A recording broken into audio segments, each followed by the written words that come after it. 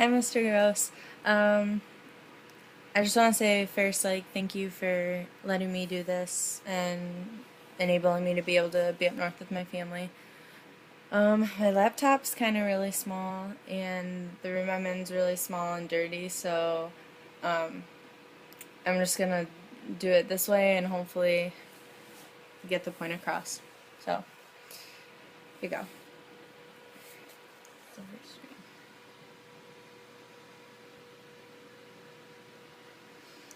Alright. September 11th, 2001 is probably one of the, if not the most influential dates of our time. But really, how much do we know about it?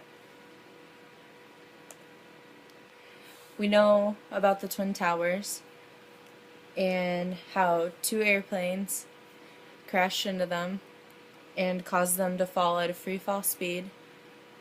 Two buildings that were designed to withstand the impact of airplanes. And there wasn't any attempts to intercept these airplanes, even though we have trained military for that specific reason.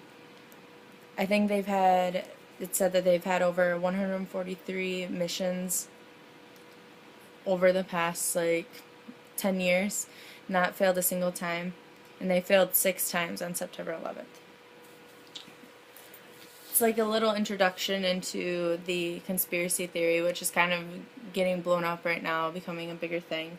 The conspiracy theory states that the government had a part in September 11th, and most of them say that the reasoning for this is to help boost the economy. If we went into war, then there'd be a lot more income and jobs for people, which obviously it really didn't work.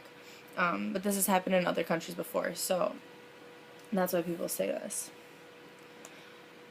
Another thing that's crazy about the conspiracy theory is building number 7, which collapsed in the same free fall style as the Twin Towers, but it fell at 5:30 at night after the Twin Towers had fallen. And important people that were inside it were warned that it was going to collapse before it did. But there's no plane that hit it and no reason that it needed to fall. And if you could see the slide, it shows this is building 7 right here, and these are the Twin Towers. So this building right here had extensive damage. These buildings all had extensive damage, but this one completely collapsed, even though the buildings right next to it did not.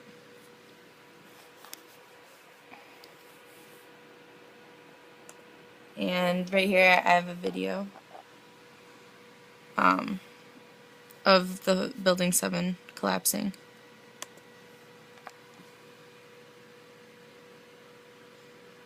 And these are just clips from a bunch of different people showing the collapse of it, and you can see it right there, right in the middle.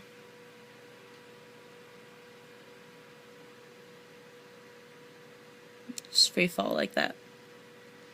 And this was 5:20 p.m. on September 11th.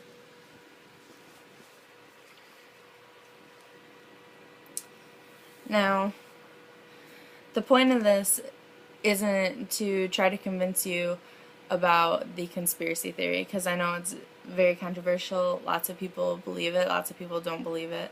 I know that there's a lot of evidence that seems fishy to me that makes me wonder about it, especially the stuff with the Pentagon. And I could talk about the theories for hours because I've watched a lot of stuff and read a lot of stuff about them. I think they're really interesting. But the point of the matter is not to convince you of the theories, but to convince you to think about the news you get, the information that you're getting.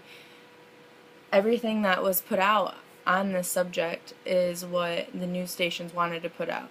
And a lot of people, and I catch myself doing it all the time, take what I hear as facts. If somebody tells me something's true, generally I believe them. And if I hear something on the news, then generally I believe that. And it's even with the stuff I dealt with this week, with my cousin, when they were talking about it on the news. I remember sitting there and listening to it and thinking, no, that's not true about him, that didn't happen, and they like got his age wrong, they got all this stuff about him wrong. And a lot of times people do that. They don't think about what they hear in the news. The same thing goes with religion a lot of times. It's one of my biggest things with religion is people go to church and they don't realize that the man that's preaching to them, yeah, he probably knows more about the Bible than you do, but he's interpreting the same piece of material that you are, and people take it as fact instead of actually reading it for themselves and dissecting it themselves. So next time there's a news story or any kind of story, any kind of information you're getting, it's really important to be skeptical and actually think about what you're hearing instead of just taking it at its face value. So that's it. Thank you.